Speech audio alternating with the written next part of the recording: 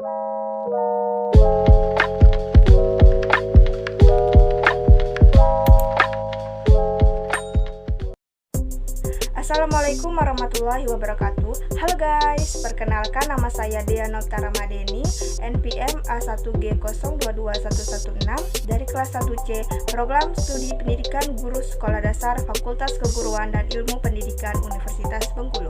Baiklah, di video kali ini saya akan menyampaikan materi yang pertama tentang konsep dasar manajemen pendidikan. Untuk memenuhi tugas mata kuliah pengolahan pendidikan, dosen pengampu Bapak Dr. Muhammad Kristiawan, Magister Pendidikan. Oke teman-teman, kita masuk ke pokok-pokok pembahasan materi kita. Yang pertama ada pengertian manajemen pendidikan, yang kedua unsur-unsur manajemen pendidikan, yang ketiga tujuan dan manfaat manajemen pendidikan, yang keempat pembagian manajemen, yang kelima komposisi keterampilan manajemen, yang keenam ruang lingkup manajemen pendidikan, dan yang ketujuh prinsip-prinsip manajemen pendidikan. Baiklah, langsung saja kita bahas yang pertama, yaitu pengertian manajemen pendidikan. Yang pertama, pengertian manajemen. Manajemen berasal dari bahasa Latin, yakni dari kata manus yang artinya tangan dan agri yang berarti melakukan. Kata-kata ini digabung menjadi managri yang bermakna menangani sesuatu, mengatur, serta membuat sesuatu menjadi seperti apa yang kita inginkan.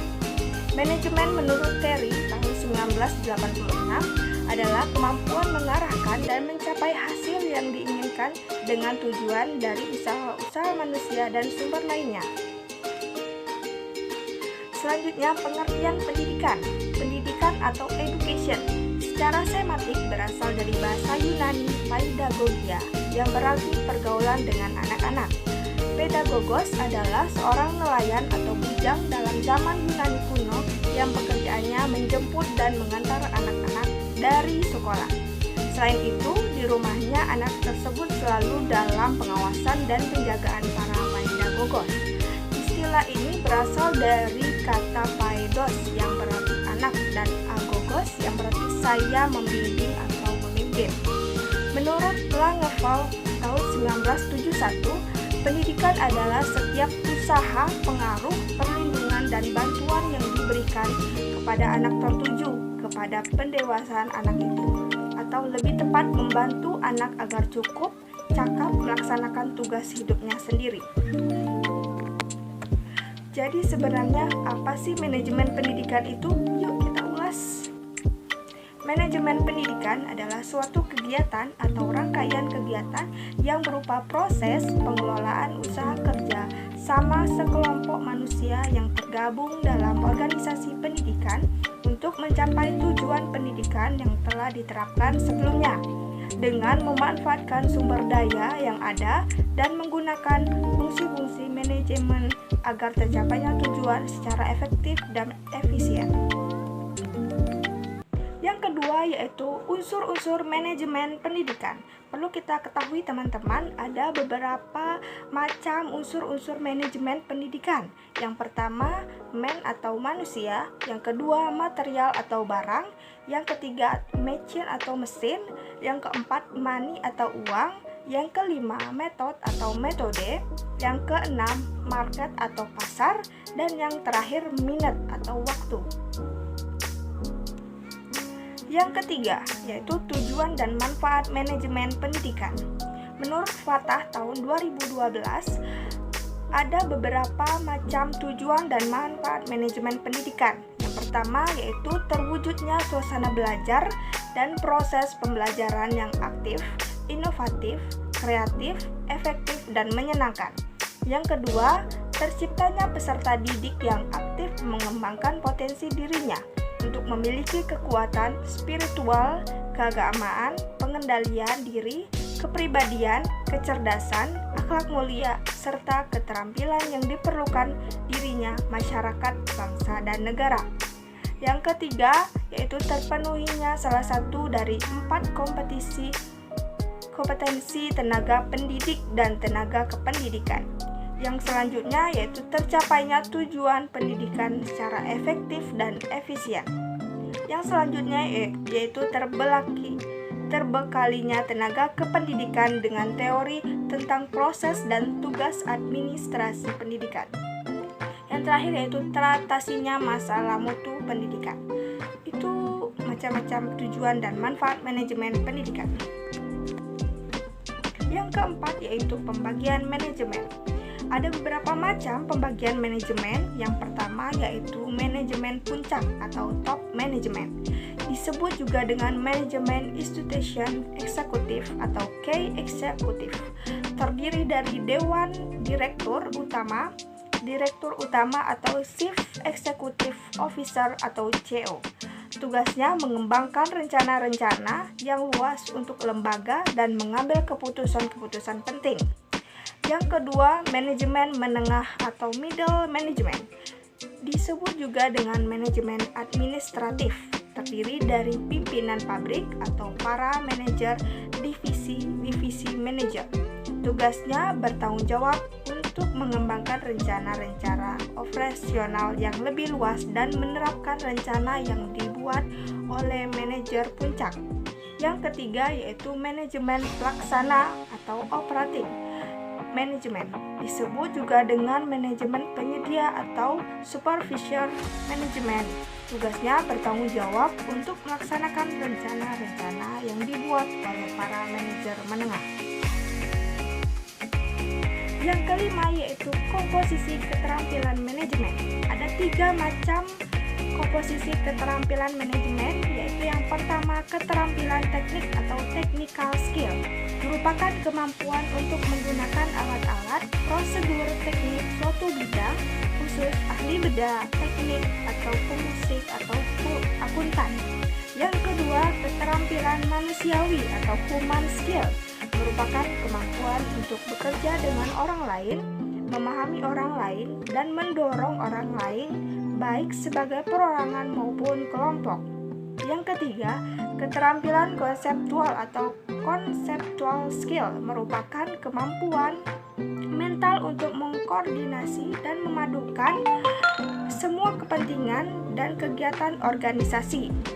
Itu macam-macamnya, yaitu melihat organisasi secara keseluruhan. Selanjutnya, memahami perubahan pada setiap bagian yang dapat mempengaruhi organisasi.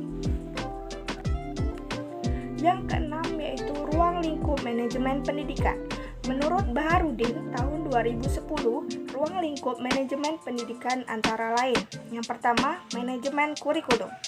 Kurikulum merupakan seperangkat rencana dan peraturan mengenai tujuan, isi, dan bahan pelajaran yang digunakan sebagai pedoman penyelenggaraan kegiatan pembelajaran dalam mencapai tujuan pendidikan secara efektif dan efisien. Yang kedua, manajemen personalia. Manajemen personalia adalah serangkaian proses kerja sama mulai dari perencanaan, pengorganisasian, penggerakan, dan pengawasan dalam bidang personalia dengan mendayagunakan sumber daya yang ada secara efektif dan efisien sehingga semua personil sekolah menyumbangkan secara optimal bagi pencapaian tujuan pendidikan yang telah diterapkan. Yang ketiga yaitu manajemen peserta didik. Manajemen peserta didik merupakan upaya penataan peserta didik mulai dari masuk sampai dengan mereka lulus sekolah dengan cara memberikan layanan sebaik mungkin pada peserta didik. Yang keempat, manajemen sarana dan prasarana. Manajemen sarana dan prasarana merupakan suatu kegiatan bagaimana mengatur dan mengelola sarana dan prasarana pendidikan secara efektif dan efisien dalam rangka pencapaian tujuan yang telah ditetapkan. Yang kelima, manajemen keuangan atau pembiayaan. Manajemen keuangan atau pembiayaan adalah serangkaian kegiatan perencanaan, melaksanakan dan mengevaluasi serta mempertanggungjawabkan pengelolaan dana secara transparan kepada masyarakat dan pemerintah. Yang keenam, manajemen administrasi. Administrasi secara etimologis berasal dari bahasa Latin yang terdiri dari kata ad dan ministrat. Kata-kata tersebut dalam bahasa Inggris memiliki arti yang sama. Ad sama dengan to, administrate sama dengan to serve atau to conduct, yang berarti melayani, membantu, atau mengarahkan. Yang ketujuh, manajemen humas. Humas merupakan fungsi manajemen yang diadakan untuk menilai dan menyimpulkan sikap-sikap publik, menyesuaikan polis dan prosedur instansi atau organisasi untuk mendapatkan pengertian dan dukungan masyarakat. Yang kedelapan, manajemen layanan khusus.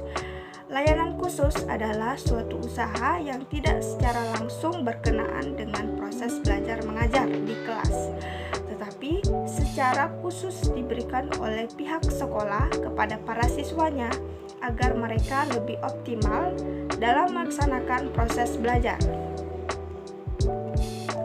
Yang terakhir yaitu prinsip-prinsip manajemen pendidikan. Menurut Douglas, tahun 1963 merumuskan prinsip-prinsip manajemen pendidikan sebagai berikut. Yang pertama, memprioritaskan tujuan di atas kepentingan pribadi dan kepentingan mekanisme kerja. Yang kedua, mengkoordinasikan wewenang dan tanggung jawab. Yang ketiga, memberikan tanggung jawab pada personil sekolah hendaknya sesuai dengan sifat-sifat dan kemampuannya. Keempat, mengenal secara baik faktor-faktor psikologis manusia. Dan yang kelima, relativitas nilai-nilai. Prinsip-prinsip tersebut memiliki esensi bahwa manajemen dalam ilmu dan praktiknya harus memperhatikan tujuan, orang-orang, tugas-tugas, dan nilai-nilai. Tujuan dirumuskan dengan tepat sesuai dengan arah organisasi, tuntunan zaman, dan nilai-nilai yang berlaku. Tujuan suatu organisasi dapat dijabarkan dalam bentuk visi, misi, dan sasaran-sasarannya. Mungkin itu saja penyampaian materi yang pertama dari saya tentang konsep dasar manajemen pendidikan. Lebih dari kurangnya saya mohon maaf. Terima kasih semuanya. Wassalamualaikum warahmatullahi wabarakatuh. Sampai jumpa di video selanjutnya. Bye.